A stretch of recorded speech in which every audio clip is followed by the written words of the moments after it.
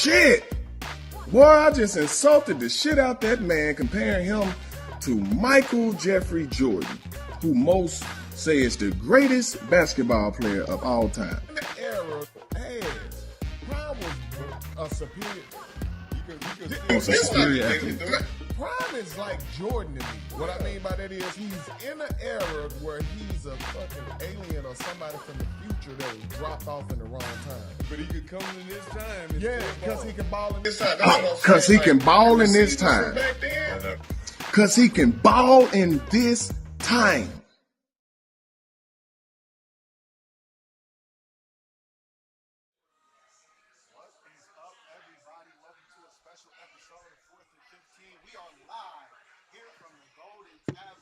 In Euclid, Ohio, and it is a good one as the Browns are leading in halftime, 17-6 over the Dolphins. But because this is a special episode, I'm here with the panel, and we got new members of the panel this year. I'd like to introduce Jacob Brown to the panel. Thank you for being here, man. Thank you for being here. Welcome to the family. Now, again, we got a lot to talk about, but not a lot to talk about, so let's get right into it. NFL talk. It is literally halftime at the Browns game downtown at the stadium. Browns are up 17-6. What are you guys' thoughts on what the Browns are looking like as of right now? Well, the first thing is the Browns have been doing what they should have been doing all season, and that's run the ball. You got 92 yards rushing in the first half. Now, because of that, you can control the clock, which helps keeps the defense fresh. Over 18 minutes time of possession. Excellent, excellent, excellent. You're controlling the trenches. That's exactly what you want to see. And then you got Quinshon Judkins doing exactly what you drafted him for. Now, Miami also has some mental errors that are not going to help you cause. 7 penalties, 69 yards on a turnover, not going to get it done. I like the decision for Stefanski to start with the ball at the start of the game, set the tone offensively. I think if the Browns can win this game, it may save Stefanski's job at least for one more week. I like the point of you bringing up the defense staying fresh on the field. If we're able to control the clock on offense and not keep our defense on the field on so many possessions like that Minnesota Vikings game where the last 5 minutes of the game, our defense was on the field 4 to 5 different times in the last 5 minutes of the game. That is ridiculous. Bringing up your point, we need to be able to run the ball. Being able to run the ball opens up for Dylan Gabriel to hit short routes, and that would be great for our defense because we do have the best defense in the NFL. Yeah. Okay. I'm gonna be that guy for the moment. This is the Dolphins. This is what you're supposed to do. All right? The Dolphins suck. We know they suck. The Browns don't suck, but they're improving on offense. So that's a big improvement and a step in the right direction. However, where was this at last week against the Steelers? Where was this at in London against the Vikings? These are questions I've had since we started the season. I'm not impressed with the way they're using Dylan Gabriel.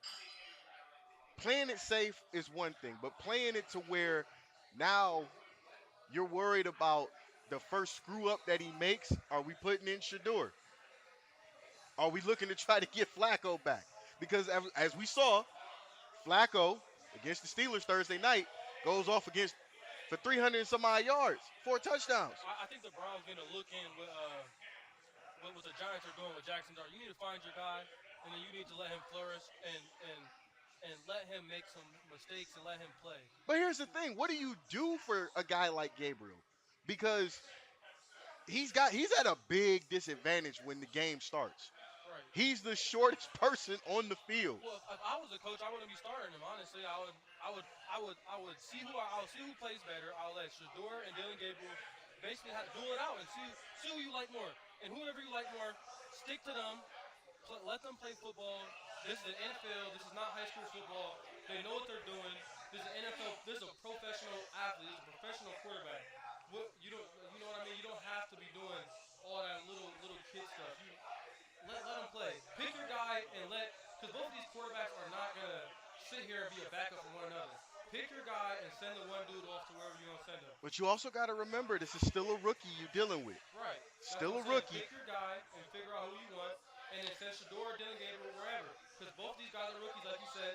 They don't want to be a bench player to one another.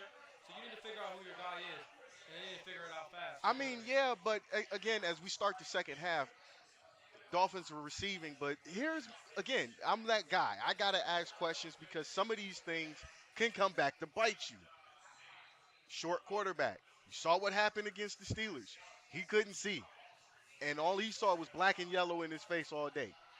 Now, going into the division, thank God, because honestly, as a football fan, thank God this wasn't the Ravens. Because if you put Dylan Gabriel into the Ravens, what happens to his confidence? What happens to him? Because you know they out for blood every game. So I'm on the fence about it, but I'm not. I'm not against Dylan Gabriel playing. He's looking good so far. He's got the lead. That's the important thing. He's got the lead. As you can hear, everybody. Oh, and he's gone. And it looks like the Browns just got another touchdown. Second half defensive touchdown.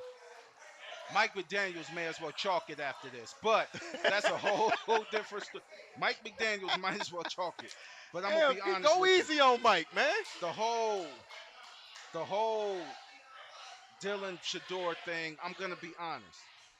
I think Dylan was drafted because that's who Stefanski wanted as his guy. I think Shador was a front office decision. That's not who Stefanski wanted. Stefanski is a guy that I really believe it's with him, it's my way or the highway. You're gonna run my offense the way I want my offense ran.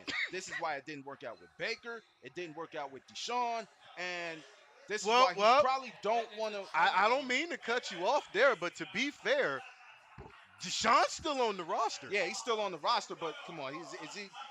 Depending on what happens, is he ever going to see the field as a Cleveland Brown again? no, he's definitely Hey. disconnected from the team. I mean, not to Hey. say that you never say never. I get all of I that. ain't saying never, but it ain't looking good. Yeah, what I'm it ain't saying. looking good. You know, so it's sort of like for me, I think Dylan is the guy. Listen, and I get it. It's the Dolphins. The Dolphins suck, but they still an NFL team. You can't play nobody but who's in front of you. Yeah. I think this win definitely can restore some confidence if they could pull it out. I mean, you're up 24-6, and I think it could still rebuild some confidence and even open up the floodgates a little bit for the offense moving forward. Yeah, Fair enough. in my opinion, I don't really like Dylan Gabriel. I mean, I don't think he's a bad quarterback. I think he makes the right plays.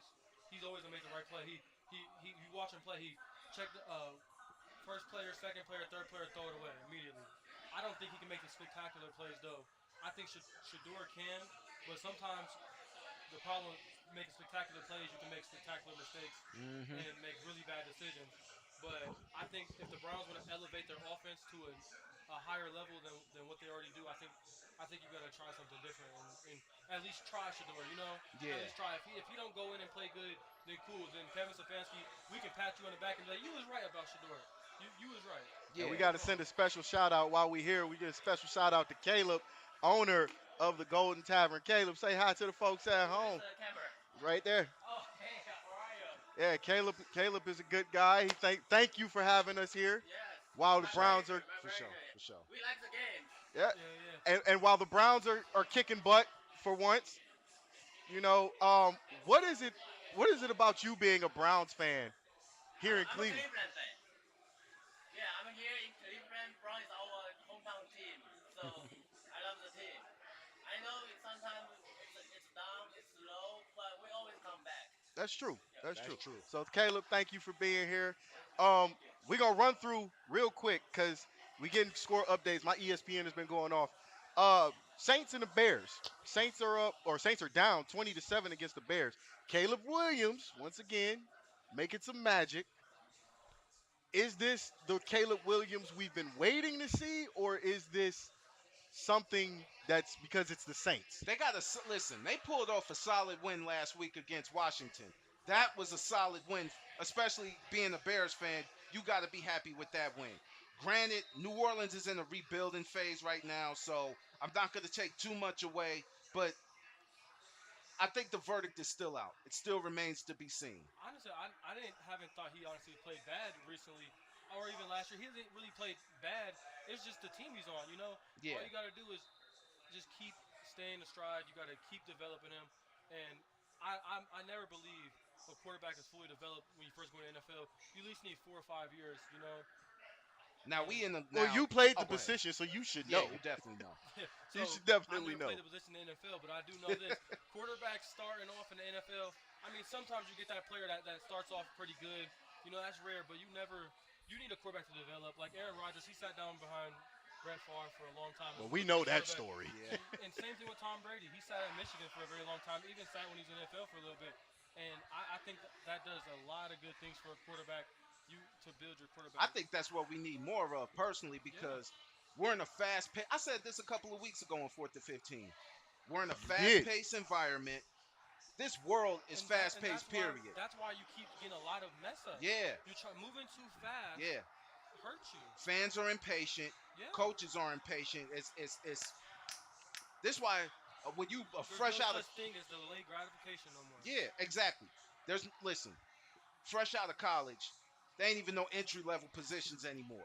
They want you to have 10+ years experience. Like I ain't just graduate college 2 hours ago. You understand what I'm You are saying? absolute. So And you know what? that's the world we living in. You are absolutely right. Especially, we just gonna leave it not in the corporate world. We just gonna leave it at the NFL. This is a problem we've seen for at least the last 15 years, where they're throwing quarterbacks to the wolves. Yeah. Some of them are making it. Some of them are running out of time as soon as they step on the field. I hate to say this. I can't say that this is true, but what I will say is this is the perfect example of fast-paced. Bryce Young in Carolina. Hmm. Bryce Young is a very good quarterback, but what we're seeing is he's cursed to a bad team. He's cursed to a bad team, and on top of that, you throw him. Granted, the NFC South is not where it should be or where it used to be when Vic and them was here, but it's putting him in a position where outside of the NFC South, he's seeing the NFC North, NFC West, NFC East teams. This is a problem. He's had no chance to develop. He's had no chance to even get somewhere where he could be uh, serviceable to the at least. And now getting hurt, it's a problem. Yeah, I used to always say, say this a couple years ago, but I used to have a theory of why the Browns always have, like you saw that stat where it said the Browns had like 20 plus quarterbacks in like the last 20 years. And a couple years ago, I used to always tell my brother, like, the Browns always never can find a quarterback because immediately they throw them into the wolves with a bad offensive line and a bad offensive game plan. You know what I mean? Like, and Stefanski runs like a certain type of offense where only certain type of quarterbacks can play in that offense. Hence to why Baker Mayfield is having to look like an MVP season in Tampa Bay this year. Okay, Yeah. I'll take that. Now, with that, we'll talk about another quarterback who was struggling, but now looking at the score, he's taking control. Patrick Mahomes struggled. Their Chiefs are 2-5, or were 2-5. They're beating on the Raiders, obviously, 28-0. Was this a slow start for him, or was this just everybody then figured it out? I think everybody's starting to figure it out in Kansas City. I think offensively, you start off slow. I mean, you got to think of it. The Chiefs done played in how many Super Bowls out of the last how many years? Playing that much football, that much often, for lack of a better term, can kind of put some wear and tear on your body a little bit, in my opinion. Yeah, I think it has something to do with that. And also, they ain't have no easy games in the beginning of the season.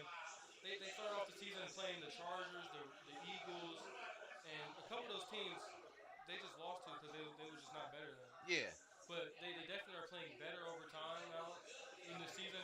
But the Eagles over the past couple years has had their number though. yeah, yeah. I think the thing with Kansas City is sometimes their offense lags. Sometimes offensively they lag, and it really, to me, it hasn't looked great since Eric Bieniemy left. But that's just me. Okay, so we're not alone in this because Yeah, I was thinking the yeah, same thing. yeah. They're offensively, they just haven't.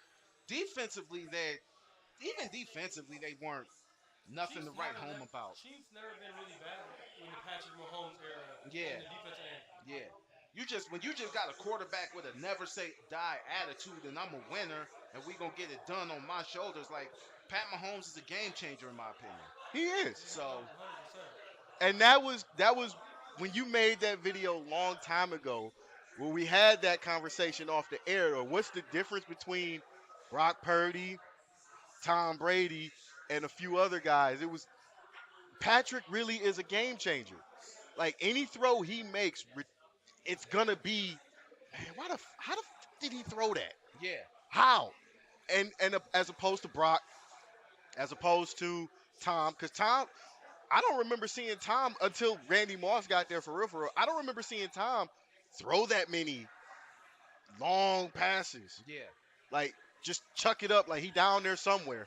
Tom Brady's more of a technical guy who moves in the pocket good. Patrick Mahomes can make spectacular plays. hmm Tom Brady's a tactician magician. He even said it himself. Before the game, he studied so hard. Like he even said, "I'm not the fastest. I'm not. I don't have the best arm strength. I don't even have the best accuracy in football. I just know. I know the defense knows their defense. He said, I know the defense better than they know their defense. So when I go out there and play, they're disguising. They're buff. They're showing blitz. But I know from the backer standing right there, they're gonna buff the blitz and go into cover two. Tom Brady is just a magician. Yeah. He's a tactician. There's nothing like him. Now, mind you, I've never played the quarterback position. I was a strong safety, but Man, you was a linebacker. Just say all it. right, I was a linebacker. Fine. No, No, I like poking no, fun at you. no. I've always thought that part of being a good quarterback was if you could read the defense and you know what the defense is gonna do before they even do it. That's more than half the battle right there. That's better than having better arm strength. Yeah. Because I learned this in high school football. One time I was playing JFK, I think, or something, and a linebacker was sitting under. I looked to the left. I first checked to the right. He was running a 10 and out, and it looked like the backer was in a blitz. And I looked left, turned back right, threw it to the outside immediately. It got picked off.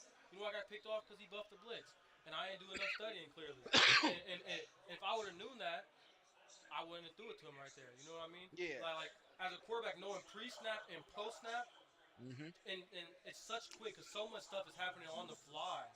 To have that is second to none. That's incredible. And there's not that many quarterbacks that have that like Tom Brady. And the one thing that makes Patrick Mahomes special too, he has a little bit of that Tom Brady of knowing the defense and post-snap, pre-snap. Like Tom Brady, he has that little bit in him, but also he can make the spectacular plays because he's not slow and he has great arm talent and arm accuracy. Yeah. I And, agree. and speaking of, because you brought up the Eagles. Speaking of the Eagles, 21-9 over the Vikings. We saw the Vikings. The Vikings aren't a bad team. They also play in a tough I'm not division. impressed with the Eagles. I'm an Eagles fan. I watch them every week. I'm not impressed. I'm still pissed off about last week loss to the Broncos. It's a blind squirrel finds a nut every once in a while, Not man. when you're up by 2 touchdowns. Hey, man, this is football. We've all been part of some weird shit, Yeah. okay? Minnesota is one of those teams like they're just very up and down. Plus, they're still battling a lot of injuries, especially on that offensive line. No, Minnesota would be way better if their team was not injured. But Yeah. the question about Minnesota is J.J. McCarthy that good? Question still remains. Yeah. I mean, realistically, this is J.J. McCarthy's coming out party. Right. So, yes, He hasn't impressed me. I'm not going to say he hasn't impressed anybody. What I'm going to say is, let's see what happens in December and January. I agree. Because if we're looking at this optimistically, as members of the media, there is a strong possibility we will see Minnesota in the playoffs on the NFC side. So let's see what happens in January, where he may have to go on the road, go back to Detroit, go back to Green Bay, go to Dallas, dare I say, or even go to Philly. I think one thing that's hurting him is the fact that he hasn't been playing that much. Yeah. Because, like, when I saw him in his debut game, because I'm a Michigan fan, personally. Oh my and God, you're fired. You already know that. You fired. You've been doing that since I was in high You school. fired. So, Jesus. I personally like J.J. McCarthy, but he hasn't really played since the national championship with Michigan. In his debut this year, it seemed like every single pass was short. When he threw the ball, he was throwing it to the right person, to the open person, but it was short. Like the receivers had to dive forward to catch it, or it was hitting his foot. You know what I mean? So I think that can be a bad thing for a quarterback when they don't play as much. They need to get into rhythm and play. All right. With that, we're going to take a quick commercial break.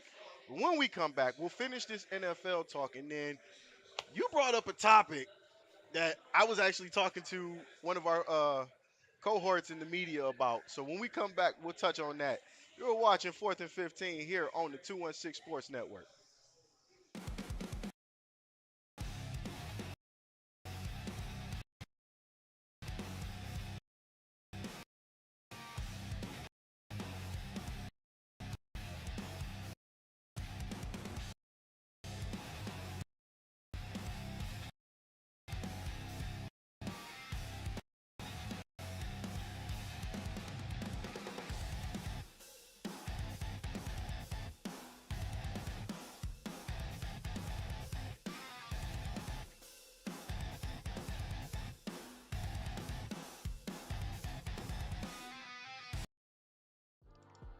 Got a taste for something sweet?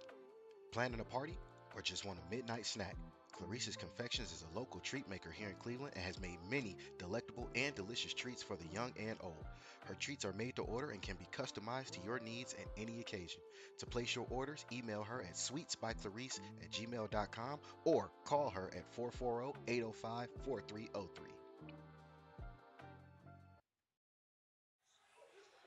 Once again, we are live from the Golden Tavern here in Euclid, Ohio on East 222nd. I'd like to thank everybody for having us in.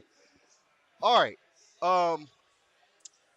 We talked about it before we went to commercial, and you said the other day, 'cause we're gonna finish with we're gonna round out the 1 o'clock games.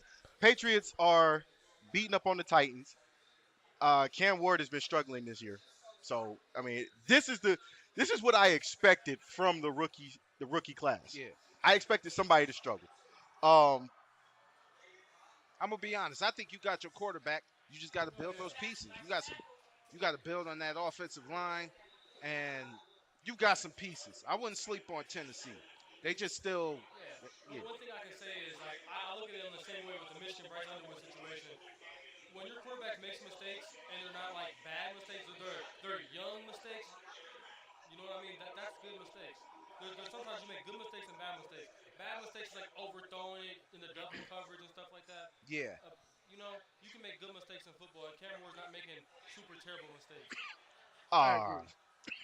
Jaguars got stomped by the Rams. Obviously, they were in London, so that game was an early game. Uh, it's not really much to say about that game. And we just got breaking news that what? Oh yeah, Tyrod Taylor is now the starting quarterback for the Jets. That means I didn't even know he was still in the that league. means Justin Fields has gotten benched. It's been needed. Listen. Justin Fields has got it's so crazy. My fault for cutting No, you you off, good? but You good? So crazy about the hype coming out of Ohio State. Personally, I like Justin Fields as a Michigan fan. I thought like that dude can throw the ball and he's fast. And just look now he's on the Jets and he's getting benched for Tyrod Taylor. Well, let's look at this subjectively. Historically, Ohio State QBs have not fared well in the NFL. We go back to Bobby Hoying. We go back to, dare I say, who was that boy's name? The guy that backed up and John Cooper put him in place of Stanley Jackson. We go back. What is that boy's name? It'll come back to me. But, the knock on Troy when he came out was he was too short. But Troy was very accurate. He was in the right system, but they picked Kyle Bowler over him. So, it is what it is with that. Then we had Haskins. Unfortunately, we didn't get to see Haskins' greatness or potential greatness because he passed away at a young age.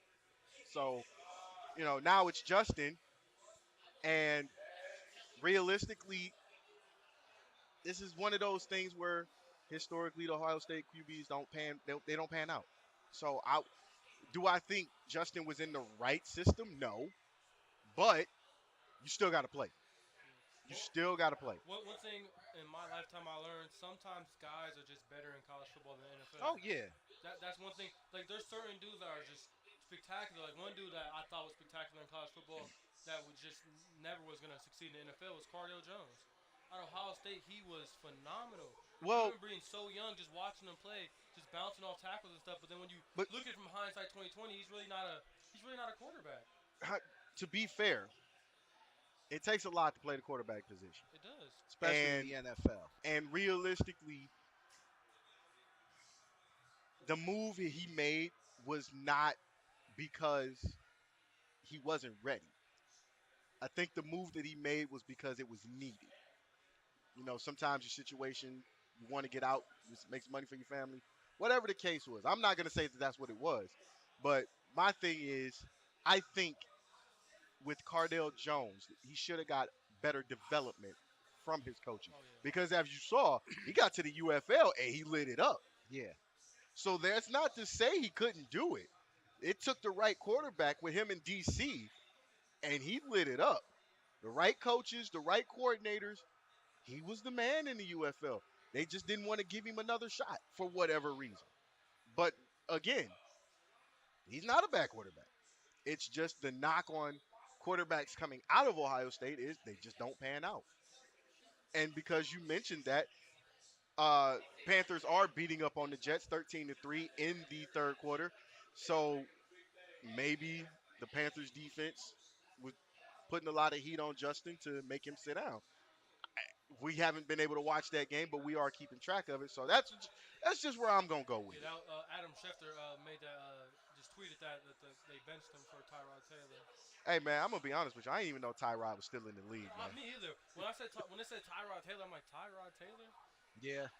Yeah. That's one of those. He disappeared, But and I'm Tyrod like, Taylor got the best job in the world. A backup quarterback getting paid millions of dollars to do nothing. hey, Well, listen. now you got to do something now, though. Yeah. I mean, it's Tyrod Taylor. It's not like he can't do it. He's been a starting quarterback in the I don't league. think he got a fair shot in a couple of plays. Like Cleveland is a destination where I didn't feel like he got a fair shot. Cleveland, you going to Cleveland to pick up a check, man. Yeah, that's as a I'm quarterback. Sometimes quarterbacks Yeah. just like to be a backup quarterback. You see, like And you Jimmy know- Garoppolo. Jimmy Garoppolo had like the best career. Jimmy Garoppolo has 5 rings. No one knows that because he sat under Tom Brady. He sat under Tom Brady getting paid millions of dollars, winning Super Bowl rings. That's the best job you ever asked me. Yeah. Nothing. Hey, you know what's crazy? Do you know what's crazy? And I always said this, man. Like when you go each level of football that you go to, the speed changes. The game is a lot different. So from middle school to high school to college to the NFL, their speed changes, and the game is a whole lot different. Especially when you got some of these defensive linemen that'll outrun a defensive. You know what I'm saying? Things like that. So it's like developing to the NFL is hard. It is. You know, And then you got defensive coordinators purposely doing stuff that doesn't fit you in your game. Like, Yeah. for example, if as a quarterback, if you're not good at doing this, defensive coordinators in the NFL are going to attack them weaknesses. Oh, yeah. Whether in high school and college, it might not be a vocal point of that.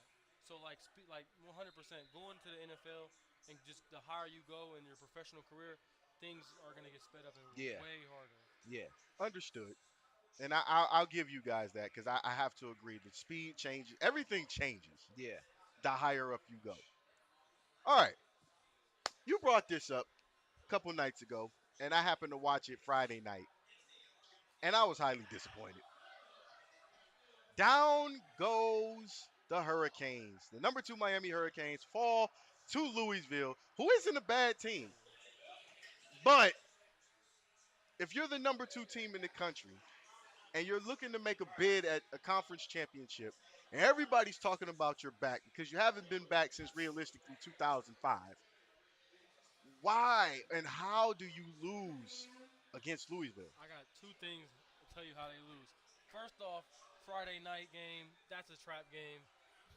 Friday night game, you're not used to it. You're looking at this team like, they're not going to beat us. It's Friday night. And you see the biggest upsets on game days that are not on the regular game days. Yeah? And the second reason, transfer portal. If you don't really pay attention to the transfer portal enough, you wouldn't really know how good these other teams got. For example, the quarterback for Louisville is Miller Moss, starting quarterback for USC last year. That's true. Was in the Heisman race, I'm pretty sure. Miller Moss was no scrub. So that's the second thing. The transfer portal has made these teams that has not been you not look well at, like be able to compete with these big end teams. You will see these lower schools competing in good games. You just saw Kentucky almost knock off Texas last night, bring them into double overtime. Well, Like this transfer portal, you have to really pay attention to the transfer portal because you have a 5-star recruit at Alabama who don't get play time, go all the way to Missouri to play football, and then you got a team like Missouri who's cooking it up, and that's just an example. yeah, and with that, I gotta say, this was one of those games where I was like, oh, yo, because I saw what was happening. When I looked up, they were down 14-7. I'm like, okay, still early. They can get back into this game. Then I looked up. It was 21-7.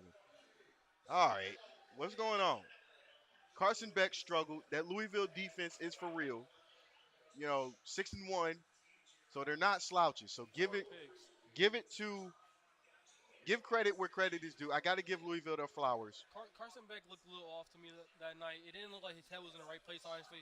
It looked like he had pre-decision, like, snaps of where he was going with the ball. Like, he threw 4 picks, at least 3 of them picks before the pre-snap. He had in his mind who he was throwing the ball to. Like, the play where he threw in double coverage, it was the first quarter, and his dude ran a double route. If you watch the replay, he's eyeing him down the whole way down the field, and he just chucks it up with 2 defenders there. I don't know why you do that. And then even the last interception of the game that sealed the game for Louisville, you saw him throw it to an out route, or that was already predetermined in his head. And as a quarterback, it's not good to predetermine who you're going to already throw it to. You have to break down the coverage and throw it to the open person. And I'm going to be honest with you. And this is about as simple as it gets for me. Louisville has always had a top 5 teams number. They always, anytime, like you said, Louisville, just because they're not ranked, well, they'll probably be ranked, but just because you're going unranked doesn't mean you're just going to dog walk. Not Louisville, a program that has produced Lamar Jackson and other greats. Louisville's defensively is very slept on in the country. So I knew that game was not going to be a gimme for Miami. People talk like Miami is back and the Canes are just going to dog walk Louisville. I'm like, no, they're not. And I'm not surprised that Louisville won that game. right, and it helps out with the transfer portal when you're able to bring these Yep. teams in together. Yep. And that's why I think this is like the most open season possible. Everyone's saying, like a couple weeks ago, everyone's saying, oh, it's clearly Ohio State and Miami. I don't even know if it's Ohio State at this point. I don't know who's going to win it all, honestly, generally, because there's so many great teams. We just saw Texas Tech fall, and we thought they were so good. They got a $25 million roster. They brought in all these 5-stars, and they just took a loss finally. It's just college football is so chaotic. Miss lost yesterday. It's so fun for the fans to watch. First off, it's Texas Tech, bro. They're a Yeah, good I program. wasn't sold on Texas Tech. You would never. No. Why are you sold on Texas Tech? Texas Tech only lost because their backup quarterback was in The last time I really paid attention to Texas Tech was when Michael Crabtree was on that team. And even then, I didn't care. They produced Patrick Mahomes. Yeah, Texas Tech is a Yes, really good, they- Texas Tech, I'll call it right now, Texas Tech is going to make the playoffs this year. Still. I doubt it. Even with the loss, they're going to go I- and win the Big 12, and they're going to go. They might be the best team in the Big Right, 12, and but they took a stumble. Arizona you know? State might have something to say and about Arizona that, man. State might have But something to the say thing about is, that. Like we all know now, in every conference, it's not a East and West. It's about who has the best record. The top 2 teams play in each conference. I'm pretty Yeah. sure We know that. Arizona State got through 2-3 losses. They would not be able to make a Big 12 championship. Arizona State lost to Arizona Utah. State That's a just conference knocked game. off Texas Tech. However, since you brought that up, there it is right there. How many conference losses they have? They got 2 conference losses. They're already not going to be able to make the conference championship. It's a 12-team playoff now. And it's about to be 16. They keep Exactly. playing. So we don't know. It's About to be 16. They keep playing. We don't know who's gonna make. It's a 12-team play. If this was a 14, you'd be absolutely right. Yeah. However, when they told us they were going to 12 teams, I already knew there's gonna be there's gonna be at least 3 2-loss teams outside of the conference champions and the at-large guys Right. that are going to make it. And that's why I think Texas Tech will be one of them teams. I'm not sold. So who do On you think, Texas Tech? So who do you think? Because there's gonna listen at the Power Four, Big Ten, SEC, ACC, and Big 12. One team makes it from each. Who do you got out the Big 12 making it? I have Arizona State because you just knocked off who would have been the king. I don't. Oklahoma State just got dog Arizona- walked by Ari- Cincinnati. Yeah, they Arizona did. State's success depends and all relies on Sam Levitt, the quarterback, relies on his healthiness. Because as you've seen, when he didn't play against Utah last week versus Utah, they got blown out. Yeah. And Utah got blown out by Texas Tech. Yeah. Arizona State, And then Arizona State just beat Texas Tech. when they got their quarterback back. So it's all dependent on Sam Levitt's health. Can Sam Levitt stay healthy for Arizona State? If he can stay healthy for Arizona State, you just saw him knock off the quote-unquote best team in the Big 12. So it's all about And his I'm health. looking at the rest of Arizona State's schedule. Houston, Iowa That's a good State, team. West Virginia, Colorado, and the Apple Cup the big game in Arizona. That's a hard schedule. If they knock off one of those two between Houston and Iowa State, They have to win out. Quiet, this is Cap. BYU might just. I BYU forgot still about undefeated. My BYU. goodness. BYU is still undefeated. I was just looking at it. I I'm watched like, them last night versus Utah. I think BYU definitely a contender. I think BYU versus Texas Tech Big 12 championship game will be so epic. But both Yeah. teams got to make it there. But BYU, I watched them play against Utah last night. Their quarterback, Barrett Brockmeyer, the freshman, he is absolutely electrifying. And his game-winning touchdown run, he's the real deal, Barrett Brockmeyer for BYU. I totally forgot about them. Thank you for bringing them up. I might actually change my mind about my pick and actually put it to BYU. Because after what I watched last night, that dude is for real. yeah. The true freshman, he's Yeah. for real. I watched him play last night. I Yeah. can't believe I forgot about that. Yeah, Now- BYU is BYU gonna make a case too. BYU And and you know Arizona what? State.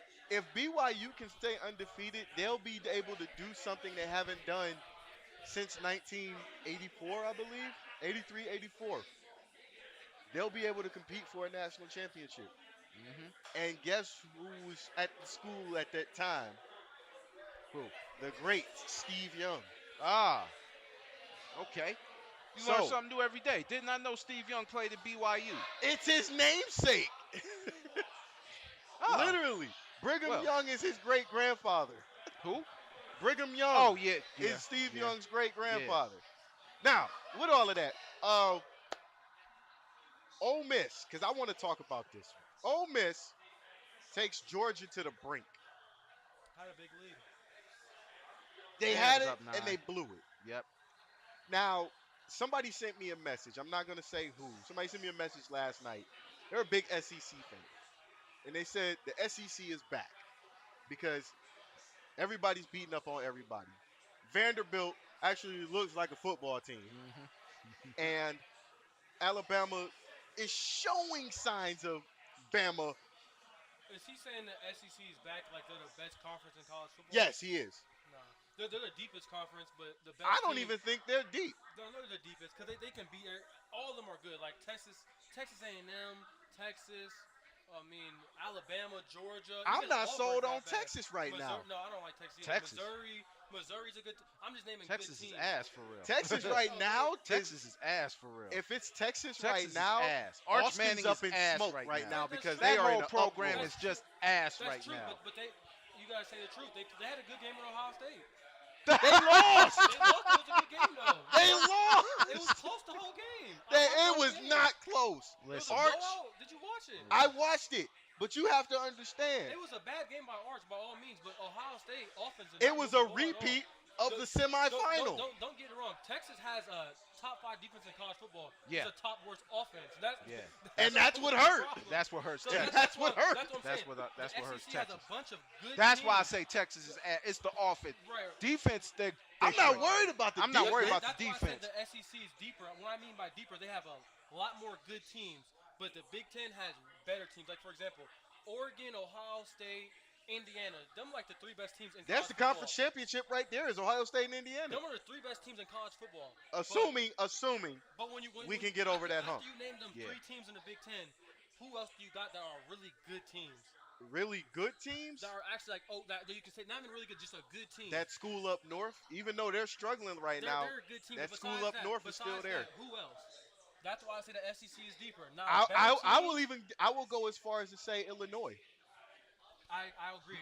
Even USC actually. Ah, They blew out Michigan. it's that I was waiting on that because I'm so sick of Michigan right now. I'm so sick of Michigan fans. What'd I do? I ain't do nothing. Well, first off, I'm sick of our coaching staff. I hired you forgetting you were a Michigan fan, so let's start there. Secondly, let's look at reality. You had to cheat. Not once, not twice, but 3 years in a row you had to cheat. Time out. The cheating allegations for 1 year, and that was the year we lost. No, that's the year you got caught. No. The year we won a national championship, there was no cheating allegations that year.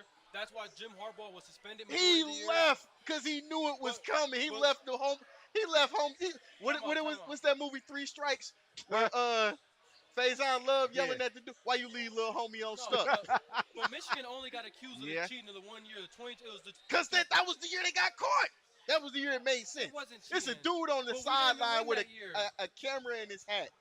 They had that technology in the military, man. Come on. We didn't even, first off, to dispute that, Michigan lost and got blown out by Georgia the same year they're saying we cheated. Second off, sign stealing has been part of the league. Even Bill Belichick said they do in the NFL. And he got caught. And he didn't get in much trouble because it's not that big of a deal. It is a big deal. And when you talk to like big time sports people like Joe Clapp, Gus Johnson, I listen to their podcasts every day. They say it happened, but it's not that really big of a deal. It doesn't really help you to win a football game. Says who? A lot of people agree. The evidence we saw say different. So why didn't they get their national championship stripped and games stripped away? You'll get a game strip, but you're not getting that. They're not taking that trophy back. When they get no They took a Heisman back, yeah, but they'll never take a national championship. And then with NIL now, they got to get back the Heisman. That's why they gave Reggie Bush back. Exactly. We never had to give no wins away, opposed to Ohio State. Y'all gave away 12 wins in 2011. That was for tattoo allegations. That was for selling. That was for selling merchandise, selling merch, and doing all kinds of shit. Cheating? Yeah, and you should be penalized, you damn rodent fan. Can't say what I really want because FCC guidelines, but you know what I'm thinking right now. You know what? In order, trap games. The rest of the season. Both for Indiana. Ohio State, I don't see it happening because I think that might be your trap game. No, realistically, since you brought that up, let's take a look at their schedule. They just beat Wisconsin. They're 7-0 currently. So Indiana just beat Michigan State yesterday as well. Here's your first trap game. First half of that game too. Here's your first trap game if you're Ohio State. Penn State next week. Purdue the week after. And then you welcome in because you're on the road at Purdue. Keep that in mind. And That's the trap game right there. No, the trap game is what I just said. It's Penn State. I don't know. No, it's a rivalry game. That's a rivalry game. Mind you, before the expansion. Did Penn State beat Iowa? No, they lost. They lost. 25-24. But again, keep this in mind. Before expansion, Penn State was the youngest team in the Big Ten because they were the last to join in 1994. And Ohio State had been playing Penn State for 10 years before they even joined. Yeah. Because Penn State was an independent. Yeah. The Black Sox game. Ohio State, Penn State. Ohio State decided to wear black socks. The LeVar Arrington game, where LeVar Arrington had 6 sacks against Ohio State. Yeah. That's a trap game. I don't care. My worry meter is so high against Penn State. Because you never know what Penn State team is going to. Exactly. You never know what Penn State team is going to show up. Matter of fact, the Saquon Barkley game where Saquon takes the opening kickoff. That was the 2018 game. Yeah. Yeah, that was the 2018 game. Where they wore the gray uniforms. Game? Yeah. That was the 2016 But game. they wore the gray uniforms, which I love. And then Saquon takes the opening kickoff back 100 yards for a touchdown. And from there, it all went to crap from there. And you had to come back to win that game. Yeah. And Yeah. then here's the last trap game before you see that school up north. It's gonna be UCLA. Yeah, exactly. Yeah. They We have don't have a nothing- good record against UCLA. UCLA is a team that just fired the head coach and now Is that- 3-0. The game is at UCLA. No, correct? the game Oh, is it's- here. Oh, Right. well then, Luckily. But look, this is why you gotta look at this game. This But is why I my say worry it's a is trap that's game. going to be a 7 o'clock game. I think that's a trap game. I think it's a trap game, especially if it's at noon. Because first off, UCLA fired their head coach, as you know, 3 weeks ago, Yeah. and they are having 3-0 ever since. This team, I've been watching them play ever since their coach got fired. They're playing like they have nothing to lose. They're throwing the kitchen sink at every single team. I thought they was gonna lose to Maryland yesterday. Maryland's Yeah. a really good Big Ten team. Man, with a Maryland really- is a hooper school. Shut up. They're a good team this year, and they got a really good, promising quarterback. You gotta look into him. The quarterback from Maryland, he's a true freshman. He's really good. And he's been playing good all You know year. what? But I- UCLA has nothing to lose. When you playing a team that has There's nothing to lose. That's the worst that's a team to trap play. game. And Penn State don't have nothing to lose. They Correct. just That's fired why you're right Franklin. about that too. I They agree just with you. fired Frank. I'm so worried When you for play the a team next with 3 nothing to weeks. lose, it's hard to beat. For the next 3 weeks, I'm so worried as a Buckeyes fan. Like, 'cause as it's it not stands even right funny now. You're no one more. of the only teams in the top 10 that's still undefeated, and now everybody's going to be coming for your neck. Yeah. Well, you and Indiana 7-0, Ohio State 7-0. But you don't see Indiana this year, so the only time Right. you'll see Only them is time in the you see them conference is in the- championship. If you get that far. Yeah. And that's the biggest thing. So, you know what? Here's what we're gonna do. Right here, right now. We're looking at the 7-0, so we're at the halfway point of the season. Conference championship call-outs right here, right now. For each division? Each- of each- Power e- 4. No. Well, yeah, Power 4, I about because to those say. are going to be the first 4 to get in. Right. So, conference championships for the Power 4. You want me to go first? Go ahead. And the Big 12, I think Texas Tech will end up finding a way to win that. And then the SEC is so crazy. I don't know, but as of right now, you would have to say Texas A&M, but I don't know if they can beat a Georgia or Alabama yet. But here's the thing. Texas A&M's undefeated right now. Here's the thing with the SEC. They're still the only conference with a East and a West.